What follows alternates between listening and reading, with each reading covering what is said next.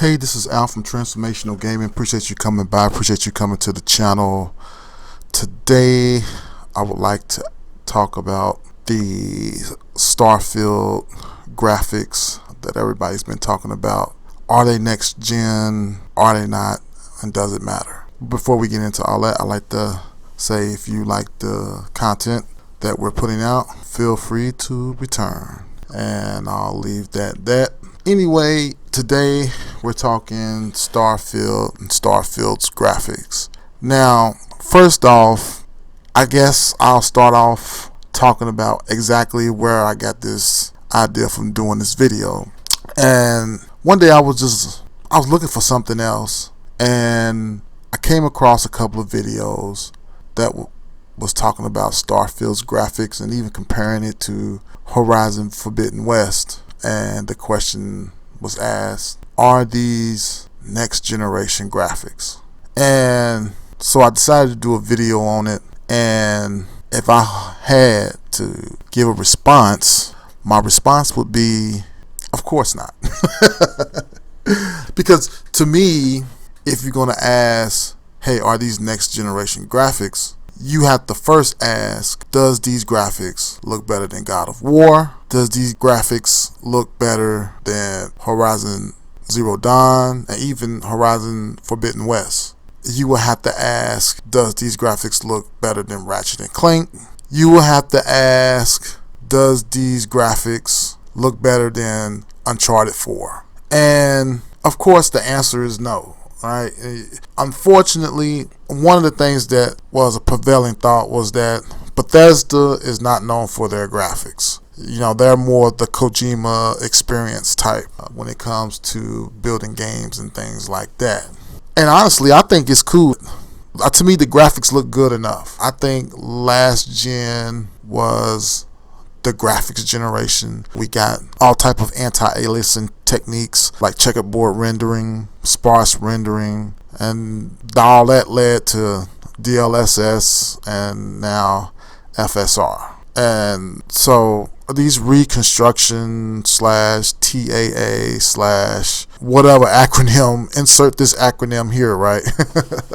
But all of these graphical techniques that were introduced in the Xbox One and the PlayStation 4 era, I think put graphics up to the point where going forward, I don't think we're going to get a generational leap from one console to another. And I've said multiple times that the PS4 and the PS5 and the PS4 Pro, to me, the PS5 is nothing but a PS4 Pro, meaning that it's only really as, I think it's twice as fast or twice as powerful as the PlayStation 4 Pro. And to me, yeah, you're gonna get a graphical bump, but not like if you went from 16-bit to 32-bit. Like those were some of the biggest graphical leaps. Like even, especially with the PlayStation 1, the PlayStation 1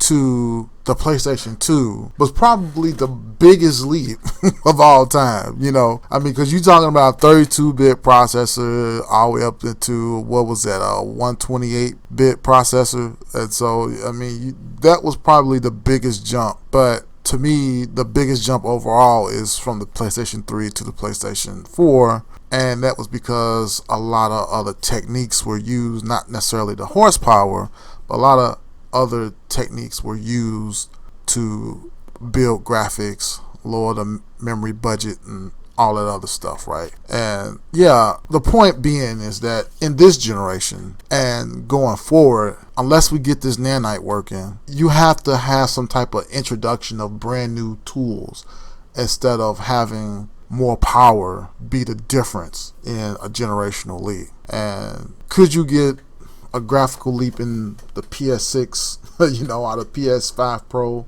Yes.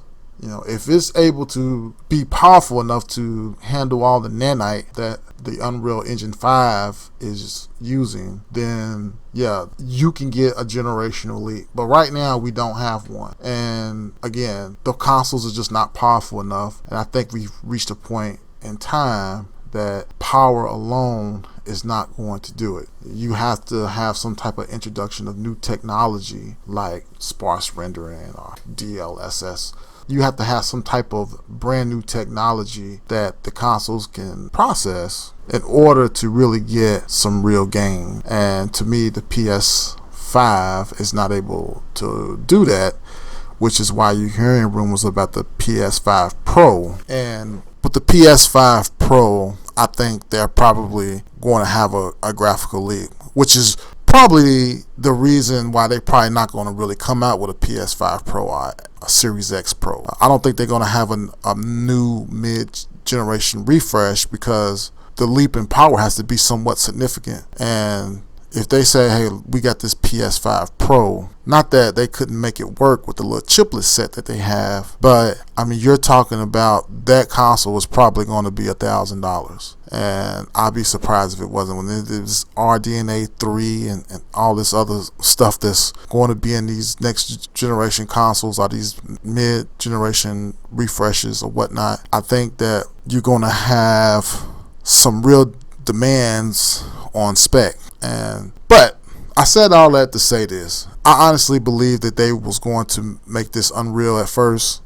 And then they probably came to the same conclusion that I came to, is that these consoles are not powerful enough. And that's why they probably asking for another year, because they was probably trying to get that nanite working all year, for at least 2 years, right? And it just wasn't going to happen. So I don't know. Does this game have to have next generation graphics in order to succeed? I don't think so. I honestly think that, again, and I know I've said this a few times now, but I think we just came to the point in development of consoles that we don't necessarily need a high differentiation between generations. I think the graphics are so good now. To me, the next achievement is probably more environment deformation, or more of what they're trying to do with this, utilize that NVMe drive and use that solid state to allow different functions to happen on screen and have that be more efficient. And they can do other things to, get the frame rate up, have more particles on the screen. I think that's kind of where we are right now, and I think that'll be good enough. But I've been watching this this preview and things like that, and this game needs a lot of work, man. I can't believe that they even pondered releasing this game this year. I knew that they was not going to be able to get this game out years ago, because I knew that trailer was a CGI trailer. It definitely was. And that Senua Saga was a CGI trailer. So what am I saying? Are these a generational leap in graphics? No, but I do think that there are other things that they can add to this game to make it next gen outside of graphics. And that's pretty much it for real. I have to be honest, I'm still on the fence of this even really coming out. I mean, just looking at these previews, they got a lot of work to do. And it's not about necessarily the graphics. It's not necessarily about the performance. But there's a lot of promises that Tom Howard had introduced. And one of the things I didn't talk about on the last video was the fact that there's going to be 1,000 planets that you can visit. And all of these planets are supposed to be somewhat detailed. And I don't know, man. Are there enough compression algorithms out there to allow for that to happen? I mean, this game would be huge. I mean, 1,000 planets. What is the storyline going to be like? Is it the storyline going to make you visit all 1,000 of those planets? I don't think they have a storyline behind this. I think there's a couple of other things. I think that while graphics aren't the key, I mean, to me, they don't really, just looking at the game, I mean, they just don't have a lot of games shown on these previews. And that's kind of scary, because when the next time we're going to hear about Starfield? Like, to me, Tom Howard's going to be out there. He's going to be promoting the game. But I guess my thing is when are we going to see another preview? Because I just don't think there's a lot of game that's been developed. And he's promising all this stuff, and the game just doesn't look like it's in the condition to even really pull any of this stuff off. I mean, you're talking about 1,000 planets, man. And And never mind that these planets, to me, to be honest with you, I've seen better terrain, right? But I mean, it doesn't look like a lot of this stuff is navigable. You know, it doesn't look like you can go to a lot of these places on here. And so you have to ask the question, well, how big, how much of these environments are you going to be able to traverse per planet? Is it going to be necessary for you to really traverse all of these planets? What's the storyline? Because this is supposed to be a role-playing game. Role-playing games is all about story. So, I mean, you did see some dialogue, but man, I mean, those conversations didn't look fun at all. Plus, they said that this guy doesn't say too much. So you got a character who basically doesn't speak, which is the opposite of what a role-playing game is supposed to be. The thing is you're playing a role. You playing a role and you living through somebody else. That's the whole point of a role-playing game. But I'm just looking through here. It doesn't look like you have access to hardly anything. I mean, this doesn't look like an open world game. So there's just a lot of questions, and I don't think they was answered, and I think it was a reason why they wasn't answered. And, you know, the game just looks far off. Why would I want to go to another planet? Is there a mission there? Because I can agree on this. Microsoft needs this game. They need this game to run smooth. They need this game to look competent, and I don't think hardly any of that is happening. You know, don't get me wrong, I think the game looks okay. You know, it looks acceptable. I mean, it doesn't look bad, but I mean, you have to ask yourself, does this look better than Horizon Zero Dawn? And the answer is no. Like, you go into the cauldrons on Horizon Zero Dawn, you're going to get a lot of detail. You're going to get a lot of dirt. You're going to get a lot of deformation. You're going to get a lot of dark crevices. You're going to get a lot of light scenes, you know, a lot of contrast. I mean, this doesn't look very dynamic. It looks like everything around is either white, brown, or gray. You know? So I'm guessing that's what the other planets are for. They're going to be lush tropic type of environments. But I think this game is in trouble, and I don't think this game is going to come out, or at least I'm on the fence about it. This game could be easily canceled. Look what happened to Scalebound. Look at all the other games that Team Ninja was supposed to come out with. And those games have not shown up. So I don't know when we're going to hear from Starfield again. I know it's going to be within a year because they said that this game was coming out next year. I just don't see this game making that date. Never mind all of the performances and stuff that has to be ironed out. But, I mean, they got to build a story around this game. And, you know, while I do think the fire starship scenes and the starship action gameplay looks pretty good, I do like the particle effects. Seeing those ships land, the smoke on there looks bad. Like, that looks like it's like 2 frames per second. Like, there's no transition animation or nothing. It's just, I don't think this game is close, man. You know, they didn't show a lot of gameplay or nothing like that. I don't know.